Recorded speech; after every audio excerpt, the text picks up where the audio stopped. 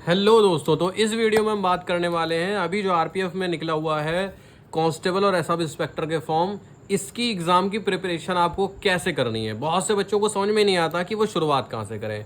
Constable हर वो बच्चा form भर सकता है जो 10वीं पास है, और सब इंस्पेक्टर यानी एसआई हर वो बच्चा भर सकता है जो ग्रेजुएट है। ठीक है, सबसे पहले बात कर लेते हैं। इस वीडियो में दोस्तों मैं सच बता रहा हूँ, मतलब अपने दिल से आपको एग्ज़ाम स्ट्रेटेजी बताऊंगा जो इसमें नहीं आपके ज़्यादातर एग्ज़ाम में फिट बैठेगी और आपको बहुत हेल्प मिलेगी। बस आप सुनते रहना लास्ट तक, ठीक है। सबसे पहले जल्दी जल्दी एक बार इसका एग्जाम पैटर्न देख लेते हैं। 90 मिनट मिलेंगे और 120 सवाल मिलेंगे, चाहे वो कांस्टेबल का हो चाहे वो सब इंस्पेक्टर का हो, दोनों के लिए सेम है।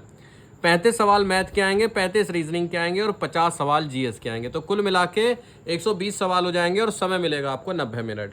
अब समझिए जरा, ये जो जीएस है 50 नंबर की, इसके अंदर आपको history, polity, geography, economics, physics, chemistry, biology, computer, current affairs सभी चीज़ें मिलेंगी। यानी ये जो 50 नंबर का सिलेबस है ये काफ़ी ज़्यादा वाइड है, छोटा नहीं है। पहले मैं आपको सिलेबस ही डिस्कस कर लेता हूँ। मैथ का और रीजनिंग का सिलेबस भी देख लेते हैं, मैंने पूरा लिखा हुआ है। ठीक है, ये आपके सामने जो भी है ये पूरा पूरा सिलेबस है। ये मैथ का सिलेबस है, ये रीजनिंग का सिलेबस है। 35-35 नंबर के दोनों आएंगे। सिलेबस देख लिया आपने, वो तो आप वीडियो देख के भी वीडियो को रोक के भी देख सकते हैं। अब आते हैं काम की चीज़ पर। स्टेप 1, आपको शुरुआत कहाँ से करनी है। क्यों मैं ये वीडियो क्यों बना रहा हूँ। सबसे ज़्यादा बच्चे कमेंट करते हैं बहुत सारी वीडियो के बाद कि भैया शुरुआत कहाँ से करें, है ना। शुरुआत कहाँ से करनी है, वो आपने फॉर्म भर दिया, कोई दिक्कत नहीं, बैठ जाओ आप शांति से, घर को आओ। ठीक है, घर को आ गए। अब सबसे पहले प्रीवियस ईयर, जिसको कि पीवाईक्यू बोलेंगे शॉर्ट में, प्रीवियस ईयर क्वेश्चंस। ठीक, या तो इनको सॉल्व करो। वीडियो रोकूं क्या, थोड़ा नीचे कर लूँ कैमरा, यार साफ दिख रहा है। चलिए, उम्मीद है साफ दिख रहा होगा। थोड़ा सा नीचे कर लेता हूँ, कैमरा गिरे ना।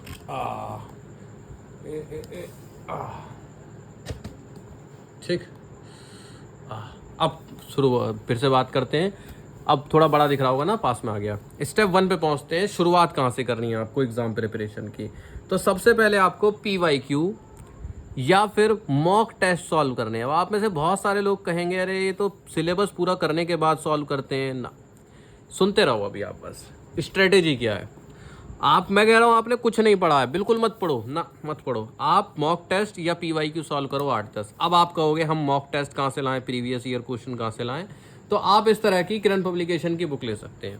ये किरण पब्लिकेशन की प्रैक्टिस वर्क बुक भी आती हैं, प्रीवियस ईयर क्वेश्चन वाली भी आती हैं। ठीक है, ये अंकल जी बने रहेंगे इसकी पहचान के लिए। किरण पब्लिकेशन की बुक्स रहती हैं, 2024 का एडिशन है। आरपीएफ की, कांस्टेबल की हो या एसआई की हो, दोनों बुक आती हैं। ठीक, ऑनलाइन अमेजन, फ्लिपकार्ट कहीं से भी ले सकते हो, डिस्क्रिप्शन में लिंक में जाकर देख सकते हो, वरना किसी दुकान से ले सकते हो। ये बुक ले ली। अब होगा क्या, अब इसके अंदर निकलेंगे क्या, इसके अंदर होंगे क्वेश्चन पेपर्स। क्वेश्चन पेपर्स को आपको क्या करना है, सॉल्व। ठीक है, क्वेश्चन पेपर को आपको क्या करना है, सॉल्व करना है भाई साहब। तो अब आप क्या करोगे, सॉल्व करोगे। अरे पेज चिपक गया यार। जैसे ये है, आपने देखे ये क्वेश्चन शुरू हुए, आप करते गए 90 मिनट में टाइमर लगा के 90 मिनट में जितने आपसे सवाल सॉल्व हो पाए वो सॉल्व करेंगे। आप अपनी आंसर की देखेंगे, छुट्टी। आपने देखा कि 90 मिनट में आप 100 ही सवाल कर पाए, जिसमें से कि 80 सही हो गए। ठीक है, कोई दिक्कत नहीं है। अगला सॉल्व करो, क्या करो, अगला क्वेश्चन पेपर सॉल्व करो, मॉक टेस्ट नंबर 3 सॉल्व करो 90 मिनट में। आप देखोगे, आपको पता है पहले आपने 90 मिनट में 110 सवाल किए थे, तो अब ऑटोमेटिक आप स्पीड बढ़ाओगे, है ना। यही मैं बताना चाह रहा हूँ, आप स्ट्रेटेजी अपने आप कैसे बनेगी। आपको पता चला कि आप 90 मिनट में 120 सवाल नहीं कर पा रहे, आप ऑटोमेटिक स्पीड बढ़ाओगे। ठीक, दोबारा देखोगे, आप देखोगे सबका लेवल पता चल जाएगा, है ना। लेवल कैसे पता चल जाएगा, कुछ बच्चों के बिना तैयारी के 80 नंबर आ रहे होंगे, तो कुछ बच्चों के बिना तैयारी के 60 नंबर आ रहे होंगे, कुछ बच्चों के बिना तैयारी के 90 नंबर भी आ रहे होंगे।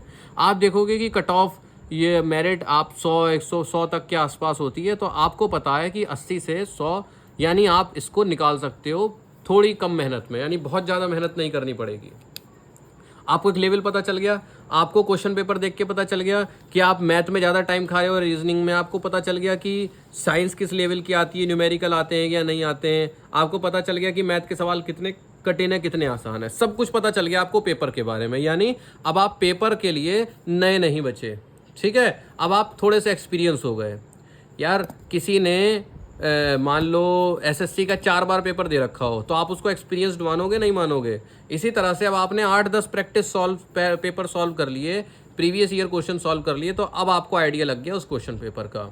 अब आप अपने जरा परफॉर्मेंस को थोड़ा सा एनालाइज करोगे, अपनी स्पीड को, कि क्या आपकी स्पीड इतनी थी कि 90 मिनट में 120 कर पा रहे थे। अगर थी, बहुत से बच्चे होंगे जो 90 मिनट में 120 सवाल कर लेंगे, क्योंकि 50 नंबर तो जीए के हैं, उसमें तो सिर्फ पढ़ के टिक मारने हैं, ठीक है। 70 नंबर जीए के हैं, उसमें तो सिर्फ टिक मारने हैं। सॉरी 50 ही हैं, 70 तो मैथ और रीजनिंग के हैं, तो 50। तो अब आपको क्या करना, आपने देखा कि आपकी स्पीड है, यानी कि आपको स्पीड पर बहुत ज़्यादा काम ना करते हुए सवाल सीखने पर काम करना है। लेवल ऑफ क्वेश्चंस देखना आपको देखना है कि जो सवाल आ रहे थे मैथ के, रीजनिंग के, बहुत से बच्चे होंगे जो बिना तैयारी के भी सॉल्व कर ले रहे होंगे, क्योंकि उनका पहले से लेवल अच्छा है, तो उनको वो सवाल आसान लग रहे होंगे।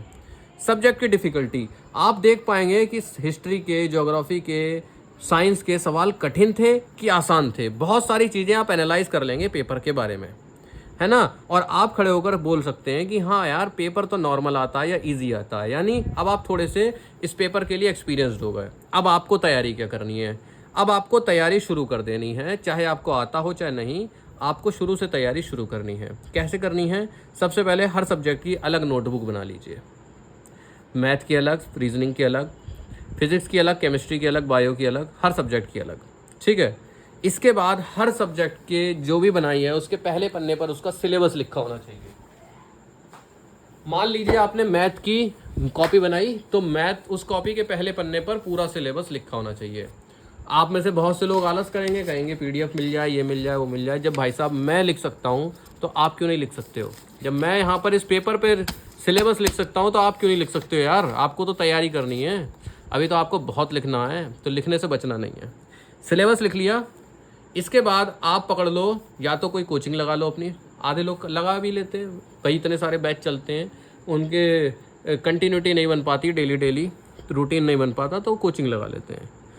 अब पढ़ सकते हो तो कोई भी यूट्यूब चैनल पकड़ लो जिसने पूरा सिलेबस करा रखा हो, एसएससी का, रेलवे का, या कांस्टेबल और एसआई का अलग से निकाला हो, सभी का सिलेबस सेम होता है। देखो कहने की बात होती है, सबका सिलेबस सेम होता है, कोई चिंता वाली बात नहीं है, बस पूरा पढ़ाया हो। आपके पास जो सिलेबस है उसके सारे टॉपिक पढ़ाए हों, आपने पकड़ लिया।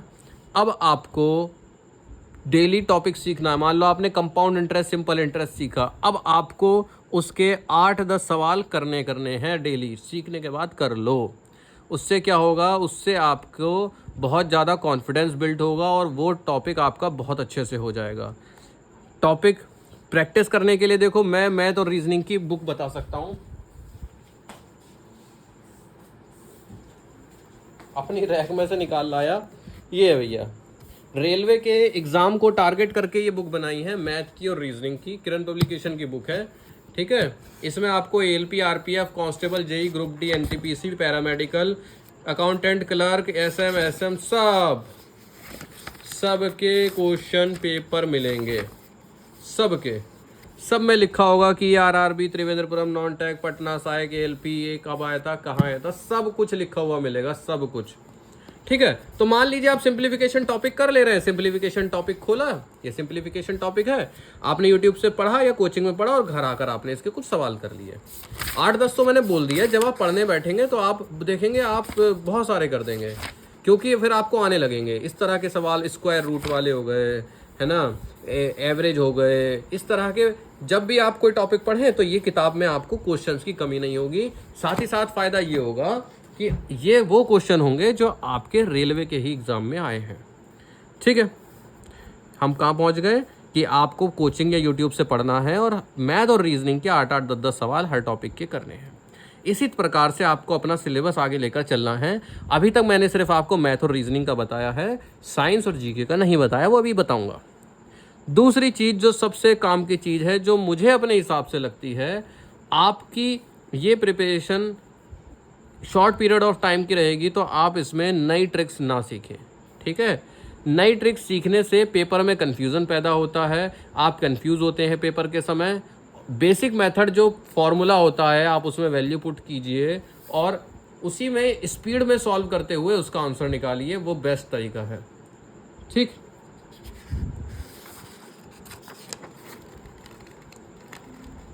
चलिए अगला स्टेप पहुंचते हैं।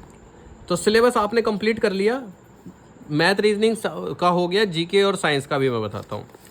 देखिए पहले चारों सब्जेक्ट का सुन लीजिए। मैथ के लिए आपको देखो, पहला तरीका ये है कि आप इन सभी सब्जेक्ट को कंप्लीट करने के लिए कोई कोचिंग ज्वाइन कर लें, ठीक है।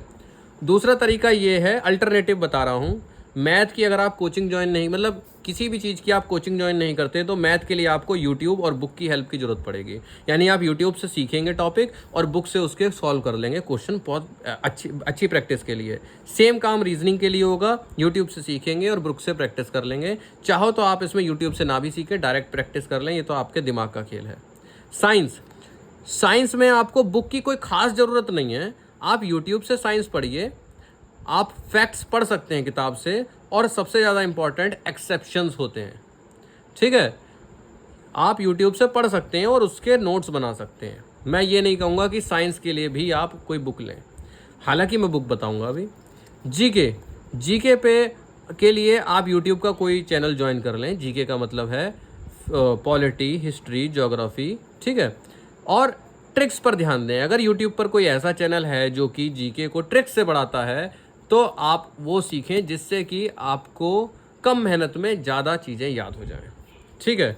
मैथ में ट्रिक्स अवॉइड करनी है, जीके में ट्रिक्स को थोड़ा फॉलो करना है, जिससे कि बड़े बड़े टॉपिक याद हो जाएं। मान लो आपको रिवर्स के नाम याद रखने हैं, तो ट्रिक्स से आसानी से याद हो जाते हैं। साइंस में आपको फैक्ट्स याद रखने हैं, एक्सेप्शंस जरूर याद रखने हैं, रेलवे के पेपर में यही सब पूछा जाता है। तो अब मान लो आपने किसी तरह से मैथ, रीजनिंग, साइंस, जीके पढ़ ली, 3-4 महीने पढ़ते रहे और आपने इस तरह से अपने जो सिलेबस में लिखा था वो सब कंप्लीट कर लिया, हो गया फ्री। अब आप फिर से वही बुक उठाइए जो आपने पेपर के शुरू में उठाई थी, प्रैक्टिस वर्कबुक या फिर प्रीवियस ईयर क्वेश्चंस वाली बुक।